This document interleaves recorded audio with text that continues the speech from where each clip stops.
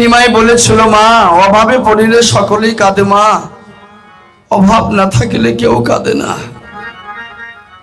অভাব অপরিসীম। মানুষের জীবনে অভাবের কোনো শেষ নাই, অনেক প্রকার অভাব। তাই যাদের যত বড় ব্যথা, যত বড় বেদনা, যত বড় আঘাত, তার ততটাই কৃষ্ণ ভক্তি।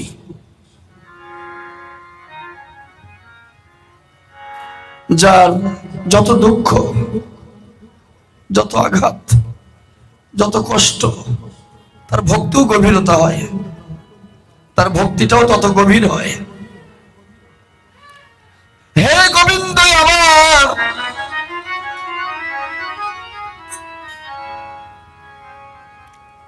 তুমি আমাকে অভাবে রাখো, আর তুমি যদি আমাকে অভাবে রাখো, অভাবে পড়ে সদা সর্বক্ষণ বদনে হা কৃষ্ণ বলে যেন কাঁদিতে পারি।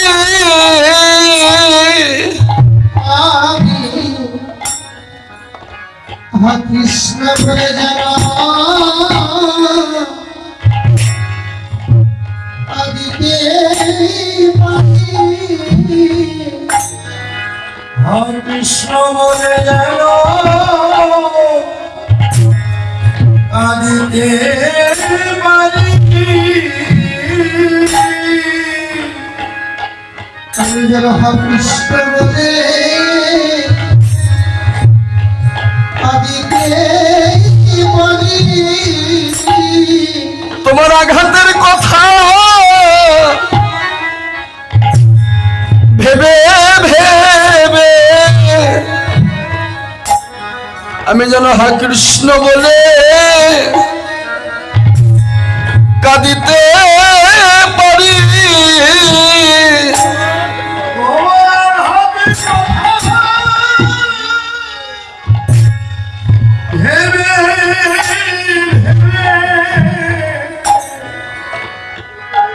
কৃষ্ণ বলে যেন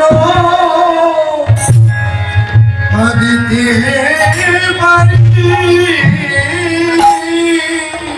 তোমার আঘাতের কথা মনে করে আমি যেন নয়ন জলে কাঁদিতে পারি।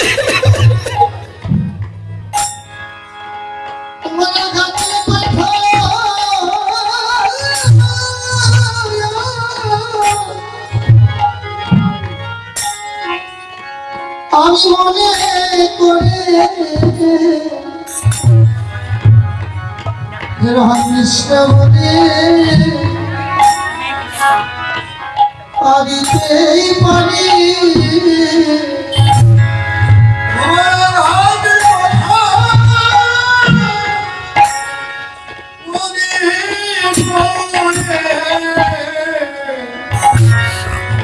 আমি নয়ন জলে যেন কাঁদিতে পারি। তোমার আঘাতের কথা মনে করে আমি হা কৃষ্ণ বলে যেন কাঁদিতে পারি।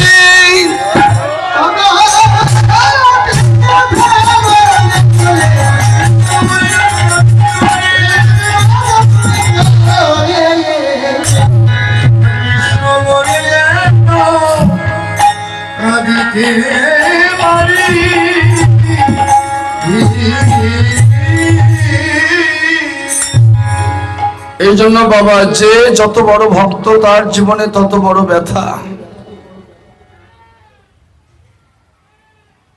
যে যত বড় মাপের ভক্ত তার জীবনে তত বড় আঘাত।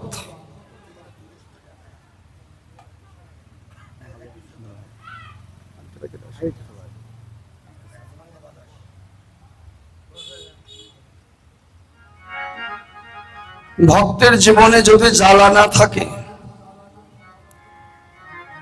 অশান্তি না থাকে, ভক্ত ভগবানকে স্মরণ করে না। এই জন্য অভক্তকে যত সুখ আছে সব সুখ দিয়ে পরিপূর্ণ করে রাখে, আর ভক্তকে দেয় যত কষ্ট, যত যন্ত্রণা, যত আঘাত, যত ব্যথা, যত বেদনা একমাত্র ভক্তকে দিয়ে রাখে। কারণ ভক্তকে আরো বিশুদ্ধ করে। আত্মাকে পরিশুদ্ধ করতে গেলে আপনার জীবনে আঘাত থাকতে হবে। ভক্তের দেখেন, ভগবান ভক্তের দিনে দিনে সব হরণ করে। কোন কোন ভক্তের তার স্ত্রীকে নিয়ে গেছে, আগেই চলে গেছে তার স্ত্রী।